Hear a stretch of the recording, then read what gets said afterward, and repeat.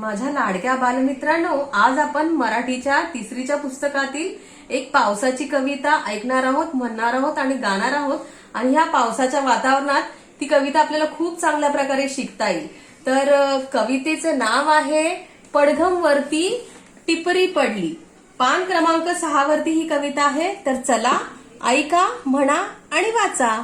पडघम वरती टिपरी पडली, तडम तडम तडम, कौलावर थेंब टपोरे तडम तडम तडम, म्हातारी हरभरे भरडते ढगात गडम गडम, थेंबासोबत वीज कोसळे कडम कडम कडम, थेंबा भोवती जलात उठती तरंग थरथर तरंग, नाचू लागले अंगण सारे आनंदाचे तरंग, पाऊस धारा मध्येच वारा पान पान सळसळून, धरतीच्या रंध्रा रंध्रातून संगीत आले जुळून.